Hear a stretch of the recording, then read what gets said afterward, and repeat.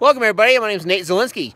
Huge thanks to Bowtech Archery for allowing us to take over their feed and go live tonight. Huge thanks to all of our other partners for having this feed. Guys, tonight it's all about archery. Again, we just released the Realm X here at Bowtech.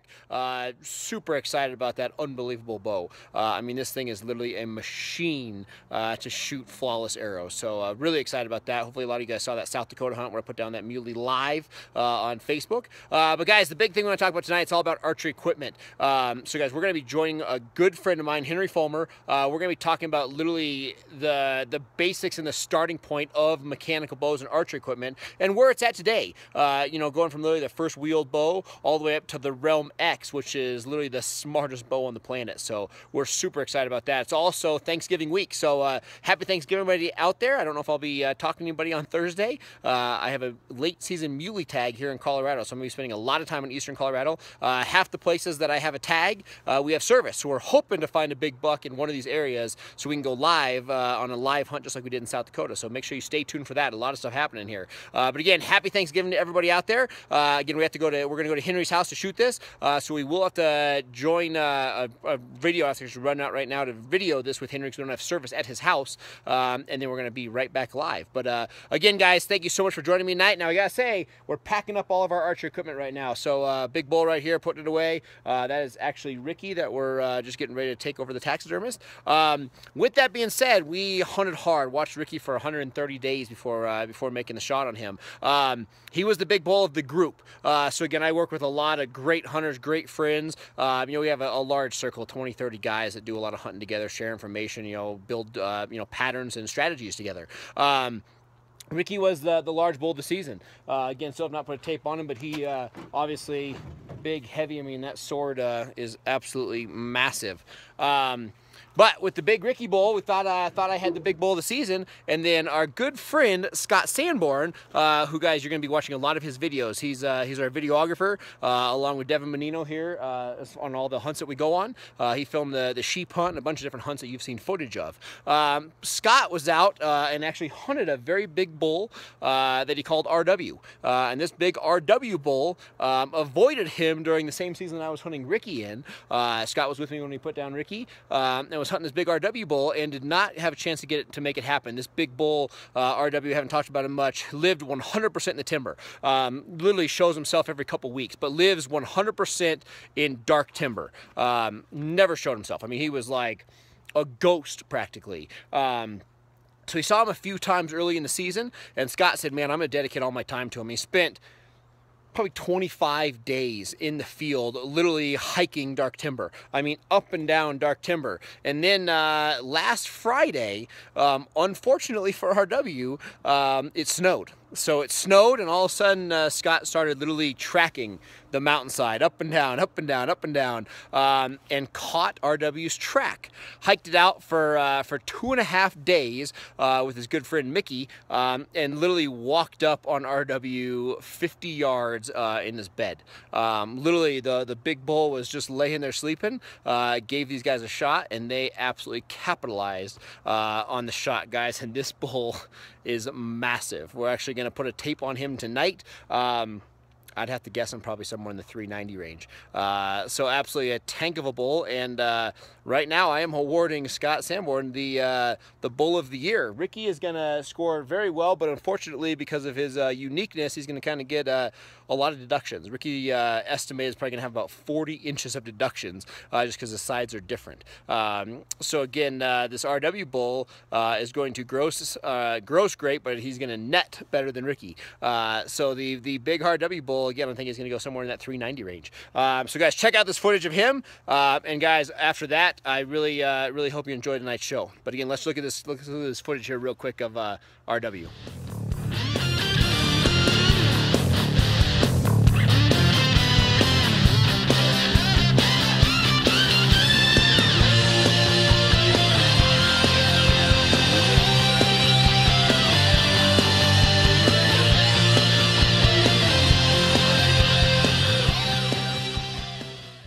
do you believe that? I mean, guys, this bull has got everything. Bottoms, tops, his length is incredible. The top tines are incredible. He's wide, and he's literally got no front teeth. This bull was an absolute tank, every which way, shape, and form. And I'll tell you what, between the RW bull and this Ricky bull, we hunted some very smart elk this year, and lucky for us, it doesn't always happen. We capitalized on both of them. But again, huge thanks to Scott Sanborn for all he's done for us and videoing, and congratulations to him and Mickey for chasing this bull down. Guys, again, it's a flat-out monster. Hope you enjoyed that. Now, guys, we're going to run over to Henry's house right now. I hope you enjoy this, guys. He is truly a legend in the archery world. You know, if I could have a quarter of the knowledge that he has in archery, I would be astonished in my life. So again, guys, he's a good friend and an incredible archer. Guys, make sure you watch this. All right, guys, Nate Zielinski here. I am literally standing in history. I'm with a great friend, an honor to call you my friend, Henry Fullmer. Henry invited us into his house. When I think of archery, literally, obviously, people not gonna know me for archery. I am a hunter, and I use a bow as a weapon. I'm not a competition shooter. I just love archery hunting. When I think about archery, I think about you. I've known you off and on for 10, 12 years. And again, when you think archery, you talk to people about archery, your name comes up. And you invite us into your home. It's an honor, guys. It seems like everybody across the country right now is releasing new bows. It's the time of year where all the new equipment comes out. But obviously, it started somewhere. So, guys, you're talking to Henry right here, who we'll show you pictures of. I mean, right there, you're standing with Fred Bear. I mean, you've hunted all across the country. You've hunted with all the elite hunters and athletes within that realm. But, Henry, I want you to, with all the new bows coming out, they all started somewhere, and I want you to walk us through. And we're standing right now on literally a wall of history. So, how did you start off in archery? Where did you come from? When were you first starting to get in the archery world? I mean, archery has been your entire life. Tell everybody here at these cameras, where did it start? Where did you start with archery? Well, when I got out of the Army, a friend of mine who I hunted a lot, one of my best friends, we grew up together, went to school together. He got out and he had started bow hunting when I got out of the Army. He said, hey, I found a new way to hunt. You got to get a bow. So we went to... And what year is this? 1955. 55, okay, perfect. Just got out of the Army. So we went to Kinsey's Archery out in Mountjoy, Pennsylvania, and I bought my first outfit. For $50, I bought a bow, a dozen arrows, broadheads, a quiver, arm guard, and a glove. 50 bucks. And that bow up there. Yep. We'll pay to guys here in just a second. We'll check it out. That's awesome. So that's where I started, and I became addicted immediately. And then I took up tournament shooting, competition shooting, and I just loved it. Yep. And went from there. I did a lot of hunting. I went to work for Bear Archery Company in 1969. But you had a shop even before that, correct? Yeah. So, again, we all get addicted, and we love it, and we start hunting. And you started a pro shop. And what year is the pro shop started? 1967. My friend Sherwood Chalk and I opened an archery pro shop. Yep. And we were only together about 3 months, and he went to work for Bear Archery Company. Okay. And you were working a corporate job as well as running the bow shop? Exactly. Yep. Yeah. And corporate found out I had a business on the side, and he said, I can't do that. They own me. So I said, I got to do something You got to else. do something different. Left that world. So I got an interview with Bear Archery Company and went to work for Bear Archery Company. That was my start in archery sales. Okay. And I did a lot, like I say, a lot of competition shooting. Yep. Shot in 9 national tournaments. Okay. And loved it. Did everything and I could do in archery. Yeah. Yeah. Hunted across the world. Sold bows. Worked for the companies and shot professionally and as well as hunted. Hunted with Fred Bear, Tom Jennings, and a lot of other elite bow hunters. Absolutely. What was that? I mean, what was that like? I mean, getting into it so early on. I mean, everybody nowadays has TV shows, has bow hunting stuff. I mean, you were the start. You were the forefront of it. I mean, what was it like hunting with Fred Bear? Oh, my. I explained Fred, when people asked him what kind of a person was Fred Bear was the kind of a person, he could talk to anybody in any walk of life and make them feel comfortable in 15 minutes like you'd known him forever. No kidding. He was a fantastic person. He broke the mold when Fred Bear. I believe that. Yeah. I believe that. That's awesome, guys. Now, real quick, I got to walk you through here. Henry, can you walk us through what we're standing in front of right here? I mean, give us the history. Talk to us about this gear. Can you grab that one there? I can. We'll slide these out there. Perfect. This was the start of the compound bow. A guy named Hollis Allen invented the bow, got a patent on it. Roughly what year? In the mid-'60s. Mid-'60s, okay. This is the mid-'60s compound. Yep, yep. And a little history on this, because I was kind of in on the ground floor of this bow. Okay. My friend Sherwood Schock at the time was editor of TAM magazine, which later became Archery World. And that was like the forefront of the magazine world for archery. In mid-'60s. Okay. So Tom Jennings was, he wrote articles for the magazine. Okay. Hollis Allen got a hold of Sherwood and what he really wanted was some free publicity for this bow, this new technology, absolutely. New thing that was guys, everything was stick and string before this, literally right here. This is it. This is the first one. Yep, first one, mid-'60s. First one. Okay. So he finally sent Sherwood a bow to his office, to the Archery World magazine office, and we took the bow, one like this, to our archery range. We shot it for a while. We were not impressed. And so Sherwood sent the bow to Tom Jennings, who made recurve bows out of California. Yep. Tom made the Smithwick Citation recurve. Tom immediately fell in love with the compound. Okay. And he bought the first license from Allen. Okay. And from there it went to this one. This was the next one. This was Tom Jennings' first compound. This was the first one Tom Jennings made. Late 60s. Okay. No kidding. And I mean, look at the wheels and the pulleys. I mean, you know, we're talking about right now shooting smart technology and, you know, cam leaned for, you know, horizontal knock travel, everything like that. I mean, I don't think we quite had that at this age. No. No. So the bow started taking off at that point big in California. Okay. It started winning all the tournaments out there. Tom took on a partner. His name was John Williams. Okay. And John was one of the best tournament shooters in the country, and he was winning. And they go to the national tournaments, and these compounds start coming in, and they were winning.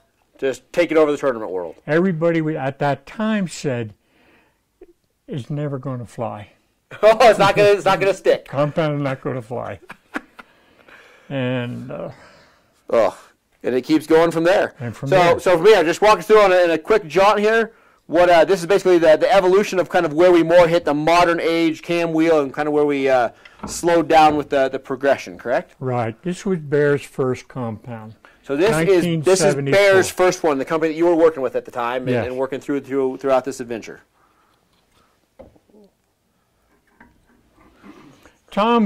Jennings was very responsible for a lot of the innovations in compound bows. Okay.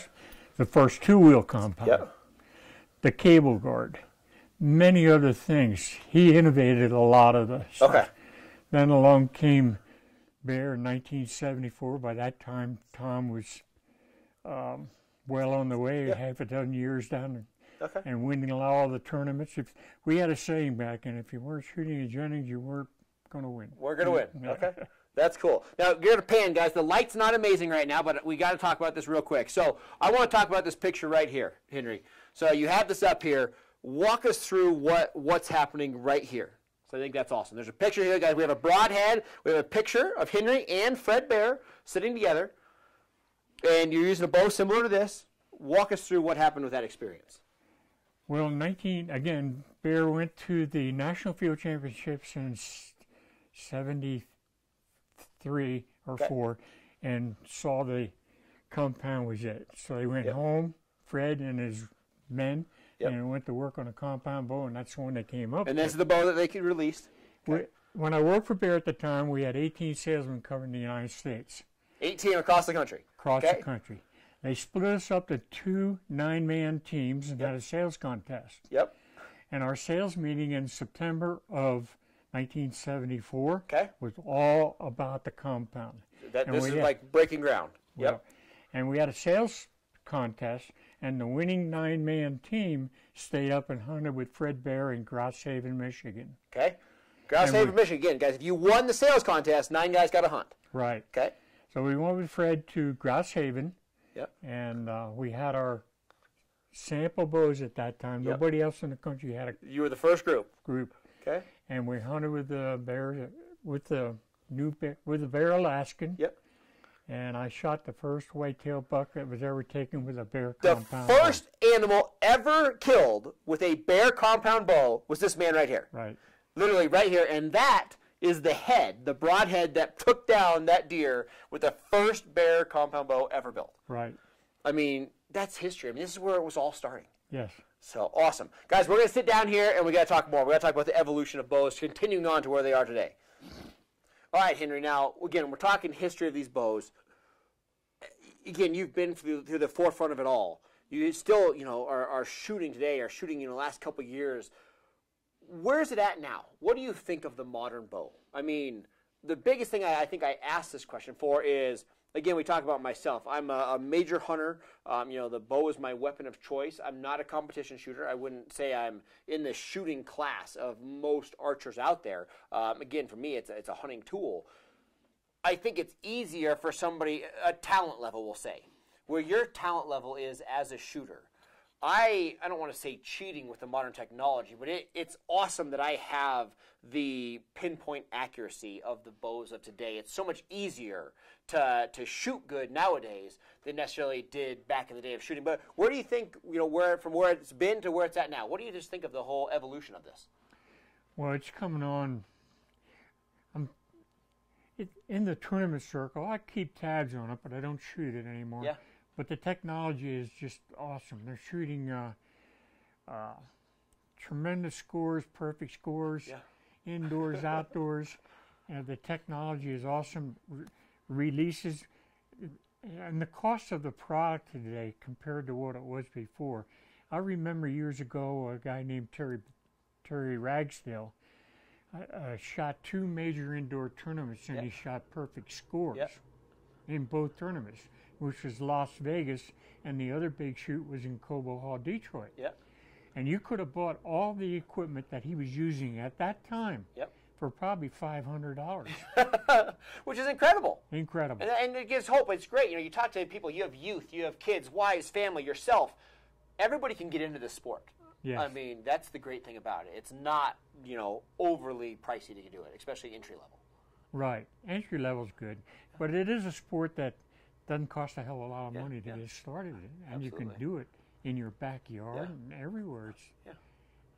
The technology is awesome. No, and that's great. I love to see that, the technology. Again, you start off with stick and string, stick bows and straight bows and recurves and everything else, and that's where it's nice to see that you're a fan of it. Some people are against it. You know what I mean? Some people see this technology and they're like, that's terrible. But I mean, it's unbelievable to have that opportunity. Now, we were also just talking, what are your thoughts on the idea of crossbows? I mean, again, crossbows are hitting. We're sitting in your basement here in Colorado. To a Colorado resident is considered a rifle, but a huge portion of the states that people are hunting in, a crossbow is considered a normal bow, and you can do it during that season. What are your thoughts on the crossbow market and that explosion?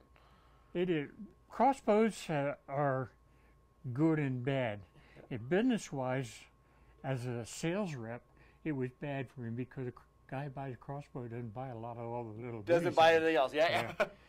But what's happening especially in the East now, it's really taken over. And the technology on crossbows is going out of sight. There's a crossbow out there right now. Their ad says, your next rifle. Yeah. They claim 3-inch groups at 100 yards for the crossbow. That's unbelievable. It is unbelievable. And the nice thing about the crossbow is you look at somebody like my father doesn't have the physical ability. He can't draw a bow. Exactly. But he can get cock. With cocking aids, he can get back a crossbow and he can hunt that. And that's where we love to see the concept of, as these states start to make them legal, it adds a lot of years to hunters that physically can't shoot a bow anymore. Whether it's fatigue or whatever reasons for that, they can still get out there and use primitive weaponry per se. Yeah, and they're seeing now that a lot of guys that gave up shooting with the regular vertical bow because of their age and strength and handicaps and physical condition, they're going back to hunting with a crossbow. And another group would be the youth. They can't pull the heavy bows that you need to legally hunt. Yes. Yeah. And they're going crossbows. It's neat. The other big thing we keep talking about is the opportunity to hunt. There's so many places, especially in the Midwest and the East, where property is small. You're hunting your 2 acres, your 10 acres, whatever. So many places you can't use a gun. Right. But now the crossbow is that happy place where, again, youth, age, whatever, you have that pinpoint accuracy, maybe a little further distance by shooting a crossbow that you couldn't do with a rifle. So it's neat to see that. Now, we're sitting in here, talking about the ultimate man cave, and we're looking at animals that you've harvested around the world. I want to ask you this one question. That's something that I've never asked you. We've talked about a lot of this other stuff. I've never asked you this. I want to know your favorite hunt. Whitetails. Whitetails. What's your number one that you remember of your life? I want you to single out, and I want you to tell me about the number one hunt that you've ever went on. What's your favorite? What stands out the most? My favorite hunt would be with Fred Bear. With Fred Bear. Tell me that hunt. Well, again, I won a sales contest. It was the first year I worked for Bear, they had a sales contest. I won it and went to Alaska with Fred. That was the ultimate hunt. That was my number one hunt of all times. That's awesome. And to be able to listen to his stories at night after the hunt, around the table and nobody was a better storyteller than Fred Bear. And let me tell you a couple of instances on that hunt. Fred shot a real good bull moose. He shot it at 15 feet. He was out on horseback, and he saw the moose go into a clump of alders bed to go after it, so I stalk it. And there was a clump of brush that was between. So he thought, maybe when he gets up, well, lo and behold, out of this clump, and he thought, that bull. But as he's watching, he sees the bull up in the air, it's behind. And Fred saw this clump of brush, and he comes up, and Fred said he got up, his size got that big when he saw. He saw it was Fred, he got nervous. I shot really, really good. In the high 40 pounds for a tournament. So in July, I put my tournament bows away because the hunt was going to be in September. And I got out my hunting bow, and I did a lot of stump shooting.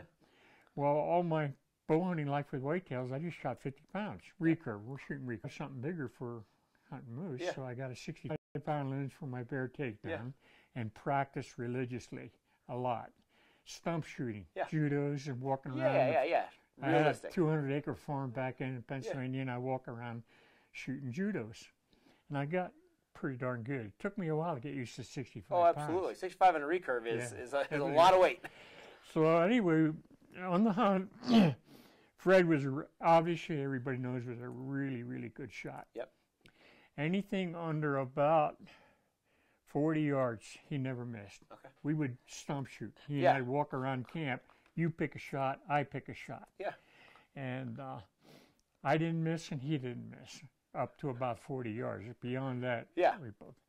But one more morning, this is morning before we head out to hunt, it was my shot, and in the camp, we'd roam around the camp, they had cut a limb off of a tree, and it was about that big where they cut the limb off.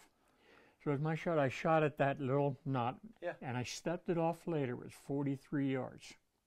I smack dab right in the center of that thing. And I'm thinking, okay, you old fart, let's see what you can do to that one. He shot my knockoff. No kidding. He was good. Talk about elite shooters, elite archers. That's you guys. That's awesome. It was fun. Cool. All right, now we're wrapping up here, guys. The last thing I want to talk to you about is, even talking to myself, let's say you have to give me one piece of advice. Let's say you have to give the average shooter, somebody brand new or somebody that's been shooting for 50 years. What number one thing is going to make somebody a better shooter, a better archer? Maybe it's a better hunter, maybe it's a better shooter. What's some advice you have for somebody out there in the archer world, somebody that has a bow and shoots a lot? Well, the first thing in learning to shoot a bow, shoot the basics, get some instructions. Go to a pro shop. And get some basic instructions. Don't go out there by yourself. Don't listen to everybody. Learn bad habits. Right.